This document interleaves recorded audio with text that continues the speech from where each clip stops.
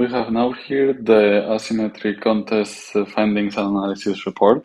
And considering that this was a audit, the scope of this audit were 4 smart contracts, I have to say that 8 high-risk findings are quite a lot, and it's going to be very interesting to understand what's happening, and that way it would be a nice learning for us to know that even if there is not many lines of code, it doesn't mean that there are little issues. So let's start from the high-risk findings that we have here, and let's move on to try to understand them, and we will be going back to the code to double check where it's been and if we have noticed anything earlier. So let's start with the first high. It says an attacker can manipulate the pre-deposit price to steal from other users.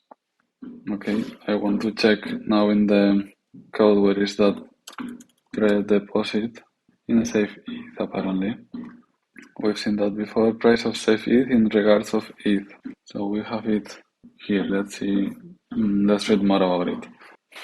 Actually, it's mentioned exact place, line 79 and 98. So 79. Okay, that's not exactly because I have some notes, but yeah. The impact. The first user that stakes can manipulate the total supply of SV tokens, and by doing so, create a rounding error for a subsequent user. In the worst case, an attacker can steal all the funds of the next user. The proof of concept says that when the first user enters, the total supply is set to 1 elevated to 18 on line 79. Okay, that's happening here. But the user can immediately unstake most of his safe ETH, such that total supply, I'm not sure what they mean. It's much less than that, I think. That's what it means, probably. And the attacker can then increase the underlying amount by transferring derivative tokens to the derivative contracts. And then for subsequent users, the pre-deposit price will be heavily inflated, and the calculation of the minimum mint amount will also be inflated. I understand. Here it's going back to the code. This is part of the stake. Initialize with a price of 1, but if you remove it, claro, of course, total supply 0 is going to be most likely at the beginning before anyone stakes anything. So that's going to be, I understand now that that's for the first user. And it can be very inaccurate. In the worst case, it rounds down to 0 for users that deposit value that is less than the amount. Okay, I see. So if total supply is 0, it would add that. But then the user, let's say, can extract most of it, and there is a chance that it will not be 0 anymore, but then this part will end up being rounded to 0. So in the following POC, the attacker steals all the second user's deposit. The attacker first deposits 100 ETH and immediately removes all but one way. The attacker then transfers 10 WS ETH to the WST ETH contract. When the second user enters with 1.5 ETH, no additional safe ETH are minted since the minimum amount is rounded down to 0. Okay, I understand. So it's mainly that since it has removed almost all, then this would be rounded to 0. So what's happening is that it's not going to be increased, because when there is some total supply, then this is going to change, right? And that apparently, it's used here, and it would be kind of changing the mint amount. So let's see, there is a POC here specified in hard hat, yes. I'm not going to read it all, guys. So yeah, it's just double checking. I guess it's verifying that that this is an issue. So should deploy the strategy contract, and then should deploy derivative contracts and add them to the strategy contract with equal weight. Okay, that's quite some POC there. pretty long. Make sure to check it later, guys, if you want to get more details of it. It says tool use, VS Code hard hat, okay, and asymmetry mitigated. Use internal accounting to get the balance. I'm wondering, this is actually the mitigation confirm. I'm wondering if we can see the changes that they made. Maybe here. No, it's not available anymore apparently. Yeah. Usually, or in other places, I've seen that, like I was able to check the PR itself. So I was wondering if it would be the same here, but no. So we'll not use that. Okay, let's see. So the second high severity issue. Let's go ahead. It's a temporary issue shows in the staking functionality, which leads to the user receiving less minted tokens. Okay, a temporary issue shows in the staking functionality. Let's see what's it about. So in the derivative Audit prices, a quick explanation of the issue causing it. The problem is based on the function ETH per derivative. Okay, I remember that. That's the one that is not using the amount. If you guys remember, here it is. Oh, actually this one is using it, not the other then. Okay, let's see what else. As you can see, two statements can be triggered here. The first one, if pool can deposit, what is it?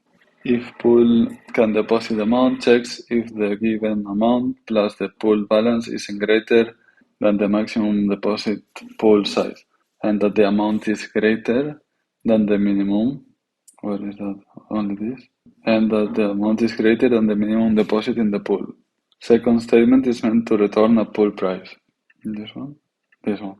Which is slightly more than the regular one, because it's used in order to swap tokens in Uniswap and therefore the price per token is overpriced. Let's see. Below you can see the regular price return in the first statement. Below you can see the pool price from the second statement, supposed to be used only when a swap is made. Difference between the regular price and the pool price.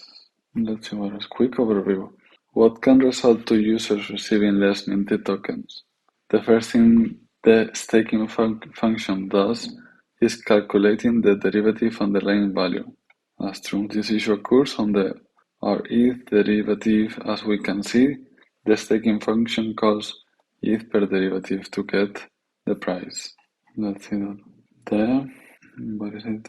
The staking function, okay, but that's the staking function is here. And we are, using the ETH derivative to get the price. But takes as account the whole RETH balance of the derivative contract. Yes, here. For example, let's say the derivative RETH holds 200 elevated to 18. The pool has free space to 100 more till it reaches its maximum pool size. As the function calls ETH per derivative with the RETH balance of 200 instead of the amount being staked, the contract will think there is no more space in the pool, even though there is 100 more, and will return the pool price, which is overpriced, and meant to swap in Uniswap. Okay, let's move forward and see what is happening. So let's follow what actually happens. For now, we have wrong overpriced underlying value of the derivative REIT. Okay. Next, the function calculates the pre-deposit price. I will do the real calculation in the POC, but it's easy to assume that if the underlying value is overpriced, the pre-deposit price will be too based on the calculation below. Yeah. Let's say that the user deposits 5 elevated to 18. So here comes the real problem. So far, the function calculates the local variables as there will be swapped to Uniswap. As mentioned, in the beginning, the pool has 100 free space. So in the deposit function, in RETH, the swap to Uniswap will be ignored as the pool can deposit will be true, and the message value will be deposited in the rocket pool. In the RETH, the pool can deposit was checking, where is it? It's returning true, and it was checking that the balance plus the amount is less than the maximum, and that the amount at the same time is bigger than the minimum. So again, as mentioned in the beginning in the pool has 100 free space, so in the deposit function in Audit the swap to Uniswap will be ignored as this is true. And the message value will be deposited in locked pool. Okay. Yeah, this part. This is true. So it will be ignored. And we will go to the else. No, wait, if this is true, yeah, exactly. If it's true, it's ignored. And it would be executing that part. So next function calculates the derivative, receive its value. This time the function will return the normal price as there is space in the pool. Both derivative receive its value and total stake value will be calculated based on the normal price, which is this operation. And this is adding to total stake. If we take the info so far and apply it on the mint amount calculation below, we know that the total stake value is calculated in the normal price and pre-deposit price is calculated on the overpriced pool price. So the user will actually receive less minted shares than he is supposed to get. The proof of concept, part 1, says we'll start from the start, okay, good. In order to get the right amounts of total supply and the arith balance of derivatives, so I can show the issue result in POC part 2. The values below are only made for the example. Let's say we have two stakers, Bob and Kiki, each depositing 100. We have only one derivative, so it will have 100 weight. Bob deposits 100 as the first depositor and receives that much minted. So far, after Bob deposit, total supply is that, and the balance is that. What else? Kiki deposits also that 100 as well and receive those safe tokens. So far after Kiki's deposit, total supply is that. So from the first POC, we calculated the outcome of 200 stake into Audit derivative. So both stake 100, and that's the different balances that I get. It is pretty different. So we get the total supply and the Audit balance the derivative holds. So we can move on to the main POC where I can show you the difference and how much less minted tokens the user gets. That's a fact. Interesting. So I am going to show you how much minted tokens the user is supposed to get without applying the issue occurring.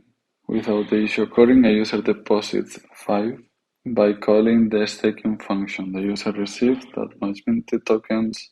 Total supply is that. The balance is this of Audit. This time we apply the issue occurring, and as the first one, a user deposits 5 by calling the staking function. The user receives that much minted tokens. And the stats after the deposit with the issue, the difference between outcomes.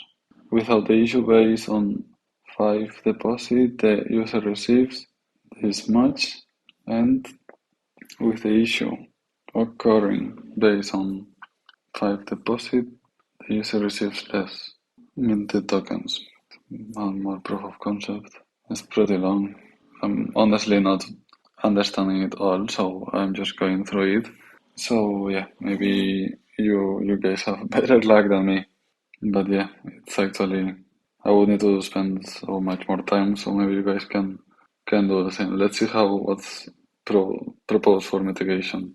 It says that the problem occurs with calculating the underlying value in the staking function. The function if per derivative is called with all the arith balance, which should not be the case here. Therefore, the function calls pool can deposit. Yeah, there is a lot there going on. I'd recommend creating a new function in the arith derivative contract, which converts the message value to arith tokens and using it instead of the whole arith balance the derivative holds would be such a function proposed. Like this, we check if the message value converted into arith tokens is below the maximum pool deposit size and greater than the minimum. Okay, that's the second high severity issue. Let's check now the third one, the third high issue. Users can fail to unstake and lose their deserved ETH because malfunctioning or untrusted derivative cannot be removed. Calling the following adjust weight in safe ETH contract can update the weight for an existing derivative to 0. Okay. However, there is no way to remove an existing derivative if the external contract that an existing derivative depends on or function or get hacked. These protocols functionalities that need to loop through the existing derivatives can behave unexpectedly. Users can fail to unstake and lose their deserved as one of the severest consequences. Okay. This is the function. I'll just wait. Okay, so for example, calling the following Unstake function would loop through all of the existing derivatives and call the corresponding derivatives withdraw function. When the WST-ETH contract is one of these derivatives, then the withdraw function would be called, which further calls the exchange. Okay, we've seen that. And if self is killed in the ST to ETH pool contract corresponding to Lido's CRV pool becomes true, especially after such pool contract becomes compromised or hacked. And there are many things to take into account here, right guys? Calling such exchange function would always revert. Okay, this is expecting that something gets hacked. In this case, calling the unstake function reverts even though all other derivatives that are not the WST contract are still working fine. Because the unstake function is dust, user cannot unstake with and withdraw ETH that they are entitled to. That seems pretty important, definitely. This is the unstake function, and that's the withdraw from the WST. Okay, proof of concept. Those are the steps to follow. The WST contract is one of the existing derivatives. For this contract, okay, that's what we've mentioned. A list calls unstake function, but such function call reverts. Okay, yeah, no, it's basically reverting, and they cannot take their ETH back. Recommended mitigation steps. The contract can be updated to add a function, which would be only callable by the trusted admin, for removing an existing derivative that already malfunctions or is untrusted. Okay, not sure if we can now see that in PR with the changes. Not sure if this is it. No, not really. Okay. Or asymmetry mitigated, maybe this part. I'd like to see the PR, but no, I don't think I can. Probably, which is this one, 404, probably, yeah. Okay, so that's this one. Let's go to the fourth high severity. The price of FRX ETH derivative is calculated incorrectly. So in the ETH per derivative, the calculated FRX amount is multiplied by 10 elevated 18 and divided by price oracle, but it must be multiplied by price. Oh, I've seen. It's always important to multiply, but it must be multiplied by. It's okay. It's wrongly set apparently. Multiply by price oracle and divided by that. Well, quite a change. I'm wondering where could we learn that requirement if it was specified in the documentation. Not sure if we can use per derivative. No, I'm not sure how to check that. If you guys have any idea or if you do any further investigation, please write it in the comments. And yeah, let's find out. So the impact is severe as the function is used in stake, of course. One of the two main functions a user will interact with. The value returned by ETH per derivative affects the calculations of mint amount. Indeed, the incorrect calculation may over or understate the amount of safe ETH received by the user. The function is also used in withdraw function when calculating mint out. So incorrect calculation, well, yeah, definitely. If it's incorrect, then it's pretty bad, especially because it's used in stake and unstake. This is the actual operation, apparently. For example, we convert to asset and get that, but this function calculates the costs and divides it by the oracle. Okay, this is the expected, and this is what's actually reported that is happening. So it's showing what's the total Ethereum that it differs from that, probably. Mitigation steps, change lines. Basically, yeah, fix that calculation, that operation. Okay, next issue, the fifth one here. Our ETH pool price calculation might overflow. Interesting. The RS derivative contract implements the pool price function to get the spot price of the derivative asset using a Uniswap V3 pool. The function queries the pool to fetch this parameter from the swap and does the following calculation in the function. Okay. The main issue here is that the multiplications in this expression, so this may eventually overflow. Okay.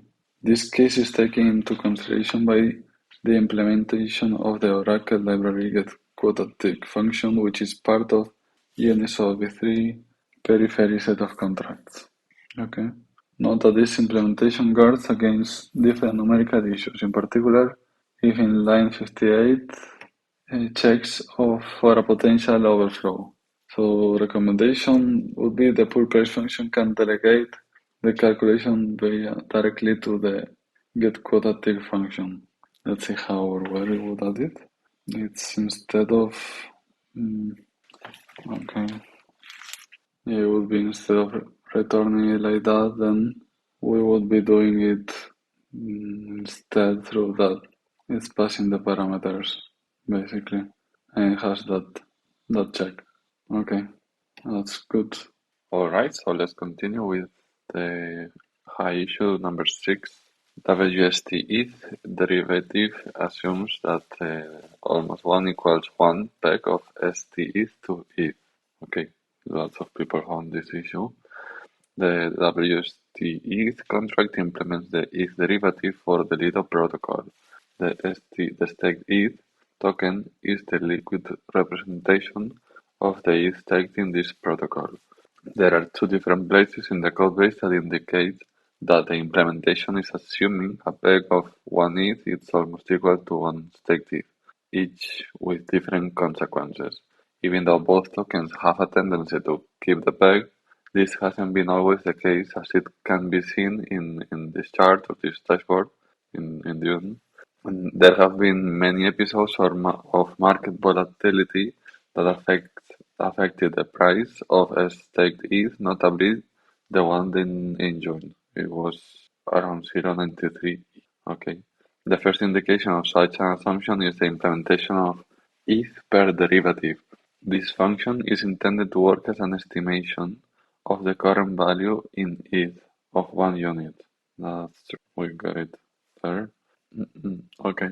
In this implementation, the function simply queries the amount of staked ETH for 1 unit, the WST ETH, and returns that value, which clearly indicates a conversion of 1 staked ETH for 1 ETH. The other indication and most critical one is in the withdraw function. This function is used by the SafeETH contract to unstake user positions and rebalance weights. In the implementation for the WST ETH derivative, the function will unwrap the WST ETH for the staked ETH and use the curve pool to exchange the staked ETH for ETH. See how it's okay. Yeah, that's where we were checking that there was a lot of different logic that we would mention that we would in a complete audit we would just go back and double check, right, and dive deeper on that. So of course there was an issue. So this issue is the calculation of the minimum out variable. So this one, okay, maybe this that is sent to the curve exchange function here. What is it? To validate the output amount of the trade. As we can see in the line 60, the calculation is simply applying the slippage percentage of staked balance. This means that, for example, given the default slippage value of 1% trading 1 staked ETH will succeed only if the rate is above 0.99. Okay, that's pretty high. Larger amounts will be more concerning as the curve of automated market maker implements non-linear invariance. The price impact will be bigger. The rebalance two-way function withdraws all the balance before rebalancing, which means it will try to swap all the staked ETH held by the contract. Okay, it shows here the mitigation. This could be mitigated by adjusting the max slippage variable to allow for lower exchange rates. However, this would imply additional issues. First, the set max slippage is an admin function that needs to be manually updated with extreme care. In times of high volatility, the owners won't be able to update this variable as frequently as needed to keep up with the exchange rate. This means that users that want to exit their position won't be able to do so since the exchange for the derivative will fail. Second, on the contrary, if the owners decide to set a higher slippage value by default to allow for unexpected market conditions, withdrawals and rebalancing in particular will be victim of sandwich attacks by MEV bots. Okay, here is share the proof of concept, uh, adding a foundry test. The following test replicates the market conditions during last June where stake ETH was trading at 0.93. Needs to be forked, blah, blah. Here the user wants to exit their position, but the call to unstake will revert since the exchange in the curve pool will fail as the output amount will be less than the expected minimum. Note, the snippet shows only the relevant code for the test. Maybe you can take a quick look. We're adding a derivative, depositing 1 Ether, and we're staking that 1 Ether, and user shares is the balance of that Ethereum safe ETH, and it expects to revert with the unstaking of the user shares. Okay. And the recommendation. Let's see how to mitigate it. The user should be able to decide on the slippage and set the expected minimum output amount to correctly handle different market conditions and user expectations. Okay, that tells us that when we see some separate function for setting the max slippage and that it's only even more if it's only owner, we could remember this issue and make sure to remember that that okay there is some risk there. Okay, so similar to how decentralized exchanges work, the user experience can be improved by using a front end that queries current exchange rates and offers the user a preview of the estimated output amount. The ETH per derivative function should also take into account the results of swapping the staked ETH for ETH using the curve pool, similar to how the SFRX derivative implementation works. Okay, so that's this bug. Good. Let's go now to the seventh high severity issue.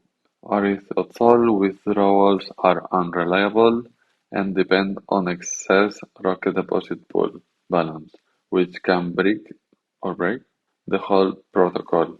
The asymmetric protocol promises that a user can call Cepheid Unstake at all times. What I mean by that is that the user should be able at all times to burn these Cepheid tokens and receive ETH in return. This requires that the derivatives held by the protocol can at all times be withdrawn, converted to ETH.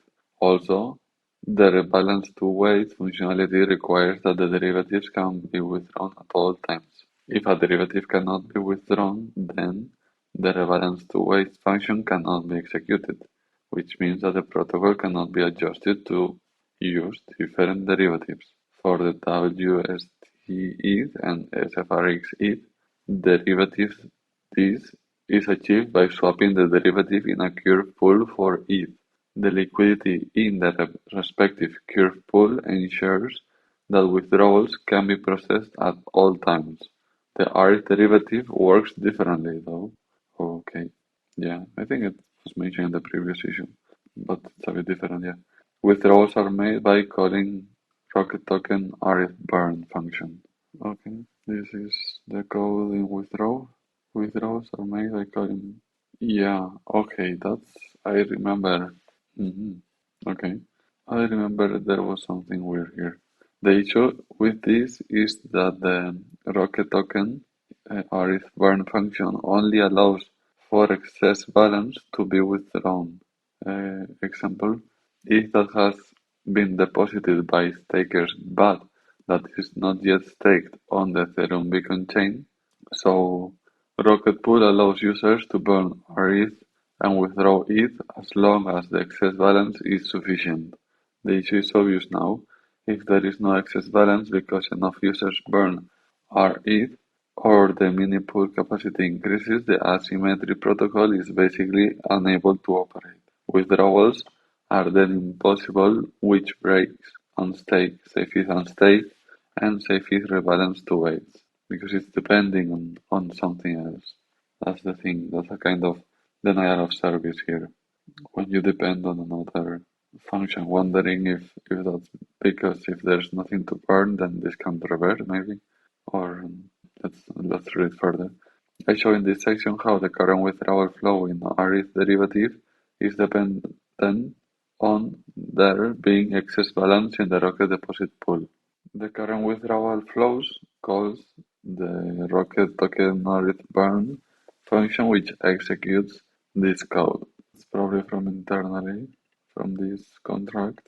Um, there are some verifications. Let's see how this executes withdraw deposit collateral. Withdraw ETH from deposit pool if required. And that inside this then calls withdraw excess balance. This one. To get the ETH from the excess balance. Is subtracting ETH balance to the ETH required. Okay, showing the internal implementation. And this function reverts if the excess, oh, that's right. It reverts if the excess balance is insufficient. So what we want to burn is not, it doesn't exist, it's not enough. Which you can see in the require here. Amount get less or equal. Otherwise, insufficient excess balance for withdrawal. Recommended mitigation steps. The solution for this issue is to have an alternative withdrawal mechanism in case the excess balance in the Rocket deposit pool is insufficient to handle the withdrawal. The alternative withdrawal mechanism is to sell the RF tokens via Uniswap pool. You can use the Rocket deposit pool get excess balance to check if there is sufficient excess ETH to withdraw from Rocket Pool or if the withdrawal must be made via Uniswap. The pseudo code of the new withdrawal flow looks like this. This is the proposal. If Rocket Pool access, pseudo code, okay. Exit balance is sufficient, then burn. So it's adding the condition. Otherwise, swap RETH for ETH via Uniswap pool. I also wrote a code for the changes I suggested. Okay, as a condition, can withdraw from Rocket Pool. Probably another function here. Returning boolean is now with a condition here that get excess balance is major or equal than ETH amount, and else use Uniswap.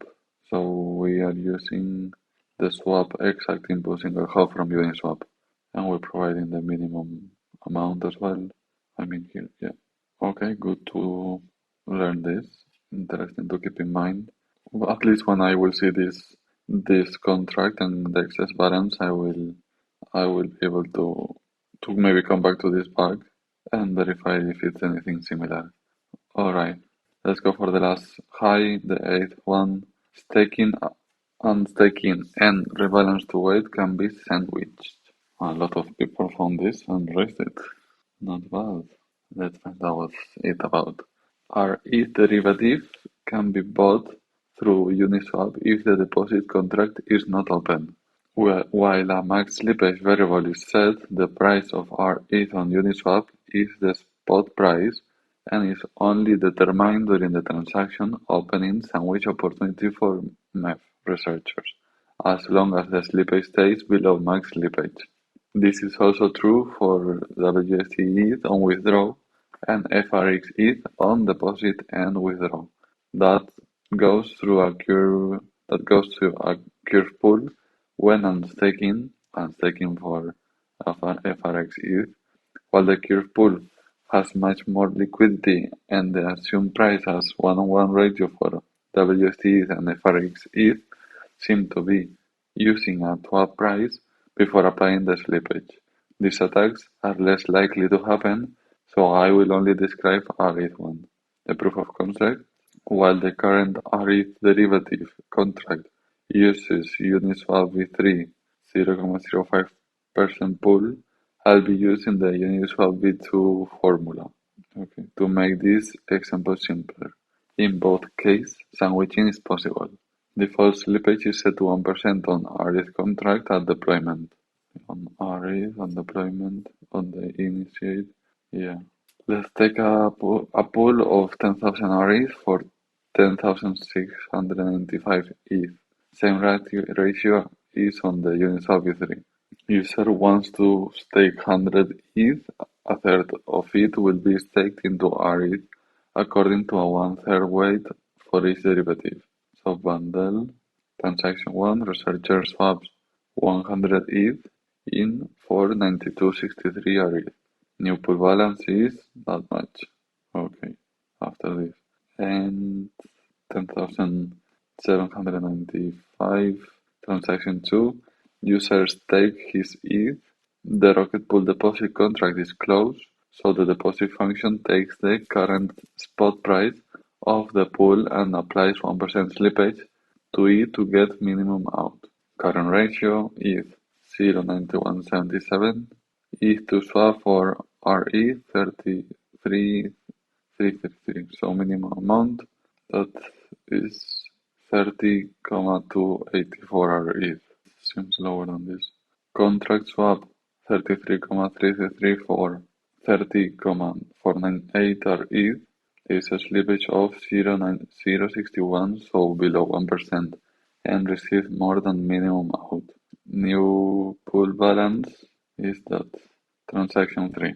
Researchers swap back the 92.63 ETH for around 160,61 ETH. New pool balance that researcher made 0.61 ETH of profit. Could be more as we only applied a 0.61 slippage, but we can go as far as 1% in the current Audit contract. Uniswap v3 pool would or could even worse could be even worse as researcher with a lot of liquidity could be able to drain one side. Liquidity is very concentrated. Add liquidity in a tight range, execute the stake, and then remove liquidity and swap back. Yeah, okay. I remember reading somewhere that that's like when you depend on a third party for some operations or for some, well, yeah, any kind of logic, it's worth to look very, very closely because yeah, it can you don't know what's on the other side.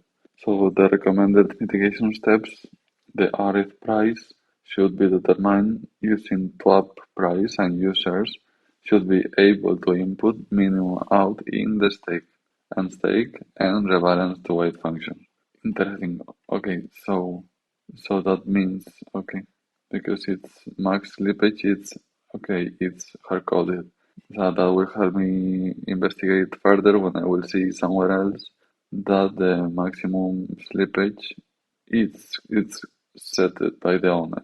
I will remember that there might be an issue there, depending of course on the features. But yeah. Okay, so that's all the highs. Let's take a quick look now to the medium risk findings. Division before multiplication, truncate, minimum out, and incurs heavy precision loss. Results in insufficient slippage protection. Let's see what it is. So when calculating the minimum before doing trade, division before multiplication. Where is that? Inset max slippage. Safe is line 206. Will not be the same for me, but let's see. Where is it? Maybe I will open it here. Line 206, and that's multiplication, which calls the corresponding derivative contract. Case 1, which is calling, okay, here it is. That operation is multiplying for that and then dividing. As we can see, the division before multiplication happens in the line of code minimum out is this one. It's dividing by that before multiplying. If max slippage is 1017, then that operation is done, and then the division. Okay. Then minimum out is 0. Slippage control is disabled because of the division before multiplication. Okay, here it was a bit more hidden, I must say. But yeah, it does make sense, actually. This is in between parentheses.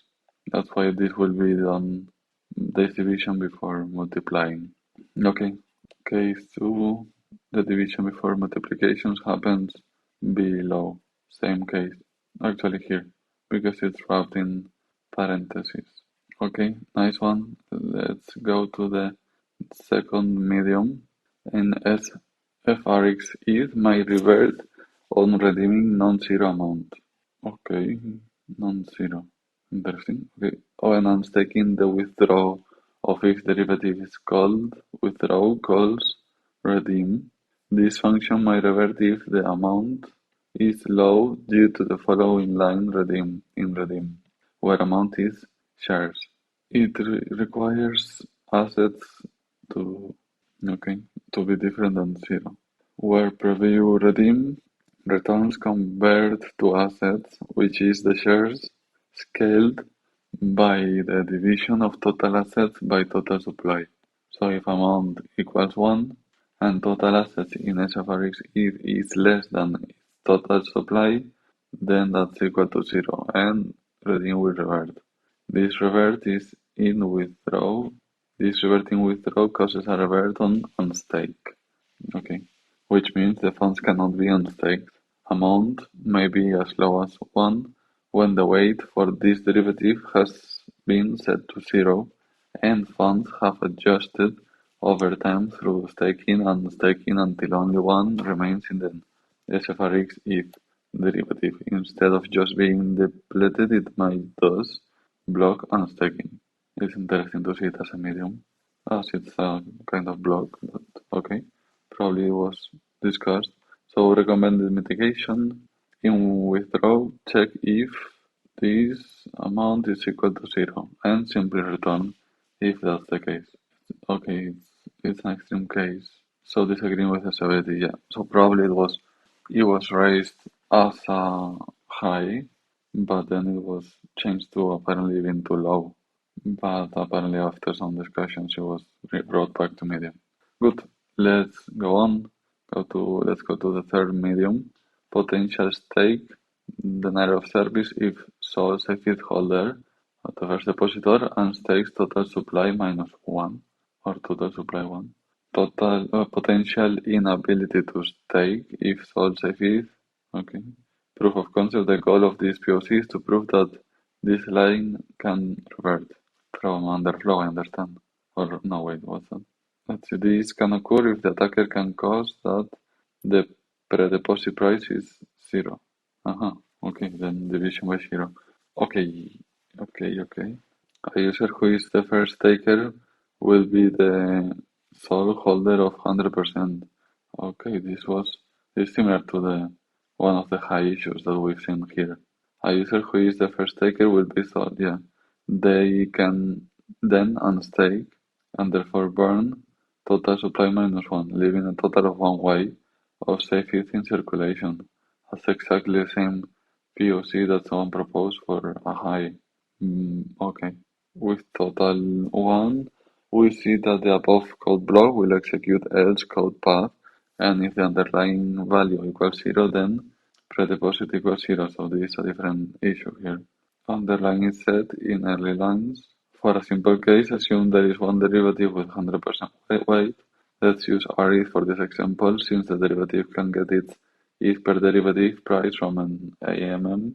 In this case, assume the ETH per derivative value has been one derivative ETH is worth less than one ETH. In this case, also assume that since there is one way of safe ETH circulating, there should be one way of ETH taken through the protocol. This case will result in adding to underline this match, which is probably rounded to 0. We can see that it is therefore possible to cause a divide by 0 revert. Yeah, that's another issue of, okay. Recommended mitigation steps, assuming the deployment process will set up at least one derivative with a weight. Simply adding a stake operation of 0.5 ETH as the first depositor as part of the deployment process avoids the case where Safety's total supply drops to one way. Otherwise, within Unstake, it is also possible to require that total supply does not fall between 0 and minimum supply, where minimum supply is, for example, the configured minimum amount. Apparently, it was also raised as a high and reduced to medium. Let's go on. Okay, lack of deadline for Uniswap AMM. Deadline, okay, it's missed. It's missed here.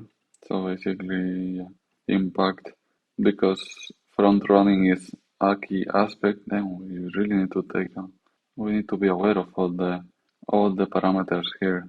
Yes, okay. Because front running is key aspect of AMM design, deadline is a useful tool to ensure that your transaction cannot be saved for later. It's usually set to block timestamp, the, the deadline. Due to removal of the check, it may be more profitable for a validator to deny the transaction from being added until transaction incurs to the maximum amount of slippage. Recommended slippage steps. The deposit function should accept a user input deadline that should be passed along swap. Okay, either that or nice. Next one, missing derivative limit and deposit availability checks will revert the whole stake function. The users will not be able to stake their funds and there will be loss of reputation. The safest contract stake function is the main entry point to add liquid ETH to the derivatives. Accordingly, the stake function takes the user's ETH and converts it into various derivatives based on their weight and mint an amount of safe ETH that represents a percentage of the total assets in the system. The execution to deposit the available derivative is done through iterating the derivatives mapping in safety storage contract, not derivative account. And for all the derivatives, the stake function calls the derivative contract deposit function. The Lido protocol implements a daily staking limit both for staked ETH and wrap staked ETH as per their docs. Accordingly, the daily rate is 150,000 ETH and deposit function will revert if the limit is hit. However, this check was not done either stake or deposit. So if the function reverts, the stake function will all revert and it will not be possible to deposit to the other derivatives as well. Okay, here it's okay. Another issue lies in the Audit contract having the same root cause below, missing validation and external transaction dependency. For all the derivatives, the stake function calls derivative contract deposit function below the Audit deposit. In the line 160, it checks the pool's availability to deposit with pool can deposit. However, as per Rocket Pool's contract, there is another check to confirm the availability of the intended deposit. The deposit function doesn't check this requirement whether the deposits are disabled. As a result, stake function will all revert and it will not be possible to deposit to the other derivatives as well. Recommended mitigation steps for the wrap stake ETH contract, checking the daily limit. It's major than the amount to stake. It's bigger. The Audit contract, checking the Rocket's pool deposit availability, and wrap the stake functions iteration inside try-catch block to make the transaction success until it reverts. Again, was raised as high, but reduced to medium. Let's continue now with the DOS attack due to external core failure.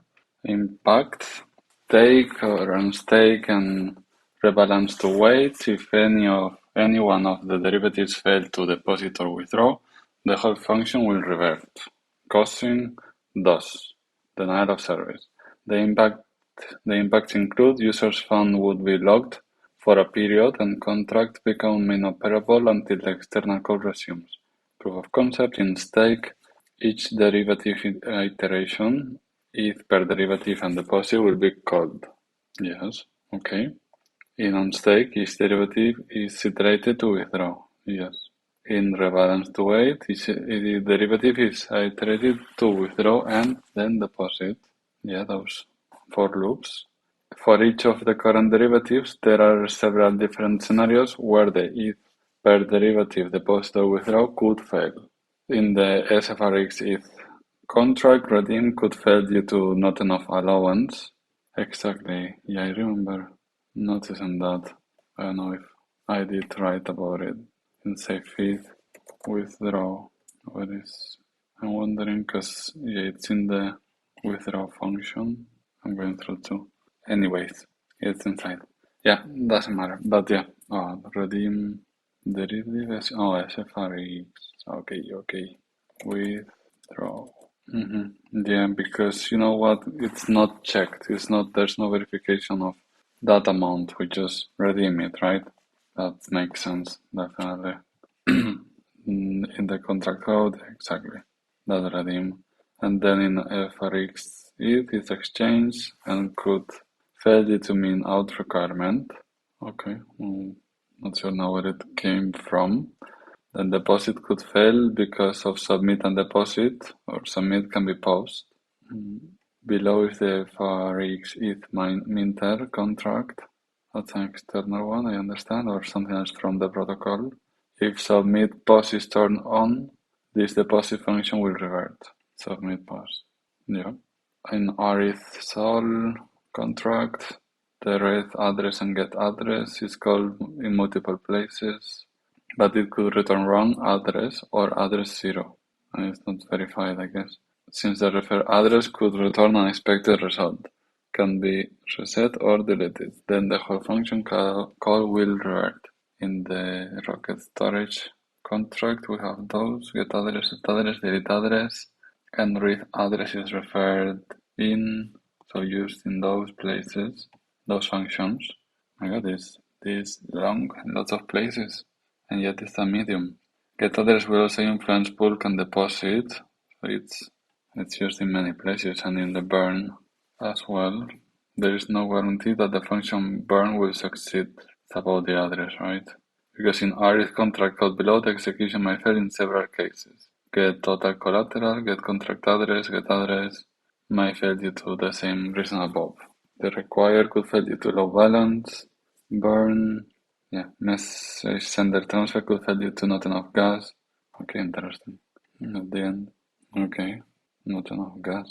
And in WST ETH function exchange could fail due to minimum requirement.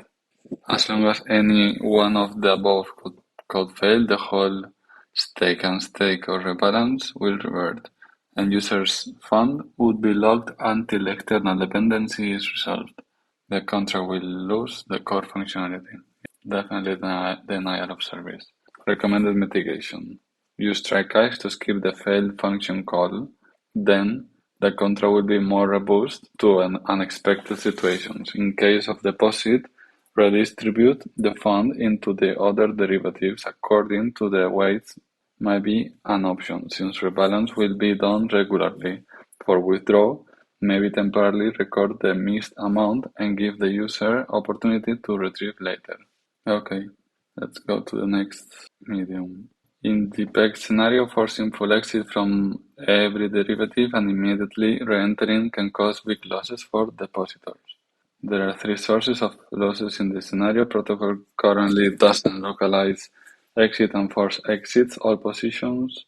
Protocol immediately tries to re-enter the position based on new weight. Protocol is inefficiently exiting and re-entering the positions. Proof of concept assume positions are split in following ratio value: 10, 70, and 20. Now frag starts to the PEG forcing protocol to exit frags ETH and rebalance to say 80%. Okay, this is I'm going to move forward because I'm not sure what it's been done here. To be fair, forcing full exit from every derivative. That one I'm not sure I understand. So guys, well, again, if you want to add here in the comments, please do. We can try to understand it together. It seems it had some comments during mitigation. Let's continue another possible DOS attack on Unstake. Rocket Pool RE tokens have a deposit delay that prevents end user who has recently deposited to transfer or burn tokens. In the past, this delay was set to 5,760 blocks mined, approx 19 hours. This delay can prevent asymmetry protocol users from unstaking if another user staked recently. Okay, this is delay. So while it's not currently possible due to Rocket Pool's configuration, any future changes made to this delay by the admins could potentially lead to a denial of service attack on the unstake mechanism. Currently the delay is set to 0, but where deposit delay is probably from the outside contract. Before token transfer from address uint. So yeah, proof of concept. Specifically, protocol users taking actions could prevent other users from unstaking for a few hours. A malicious actor can also exploit this to be able to block all unstake calls. If Bob manages to repeatedly stakes the minimum amount every 19 hours, all future calls to unstake will revert. So Bob needs to repeatedly stake the minimum amount. Eventually, all calls will revert. Recommended mitigation: consider modifying RETH derivative to obtain RETH only through the Uniswap V3 pool. On average, users will get less RETH due to the slippage, but will avoid any future issues with the deposit delay mechanism. Okay, pretty specific issue there. I'll move on. 10. Stack Ether when use function stake with empty derivatives when derivative count equal to 0.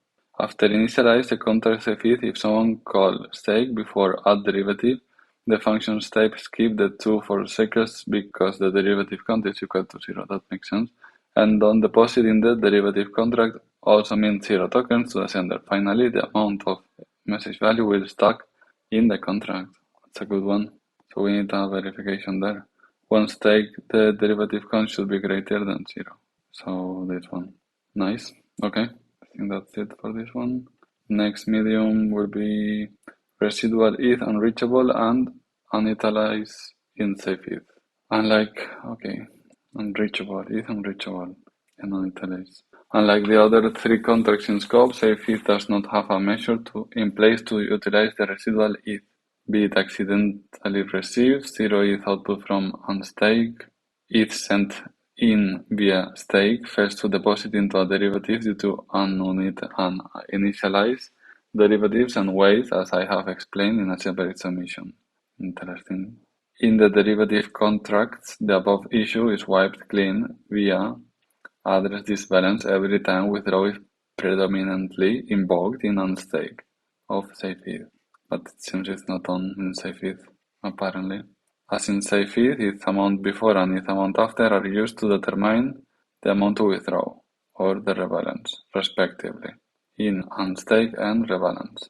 Mitigation steps recommended: consider having rebalance to weights refactored as follows. So it's adding instead of calculating it like that, just to take the balance at this stage. Well, that's fair. That's definitely going to show the balance. Okay, yeah, definitely. So it's interesting to find this in the code, right? To just see that this is done, but to get to the point where you notice that it can be a problem and that it's just, yeah, a good suggestion, definitely. All right. And the last medium, no slippage protection on stake in safe ETH contract. Mint amount is determined both by total stake value ETH and pre-deposit price, while the former is associated with external interactions beyond users' control. The latter should be linked to a slippage control to incentivize more staker participations. Proof of concept, as can be seen from the code block below, ETH per derivative. My God, that has had so many issues in this audit. ETH per derivative serves to get the price of each derivative in terms of ETH, although it is presumed the prices entailed would be closely, stably pegged one-on-one. No one could guarantee that the degree of volatility, just as what has recently happened with the USDC peg. So there was similar issue before about that one-on-one that cannot be guaranteed. When underlying is less than total supply, pre-deposit price will be smaller and inversely make mint amount bigger. And if mint amount is bigger, any slight change in price movement in the same direction can consistently cumulative and reflective in-stake calculations. This can make two stakers calling stake with the same ETH amount means a part getting minted different amount of stake ERC20 tokens. And to mitigate it, consider having a user inputable minimum mint amount out added in the function parameters of stake. Okay, so it's about adding a condition. So taking into consideration next time I see a stake to see how it's the minimum mint amount. The good thing is by recording this video, then I have this knowledge that I've seen this before, and I will just be able to come back to the specific issues. That's fantastic. Okay, so all mediums are done, guys.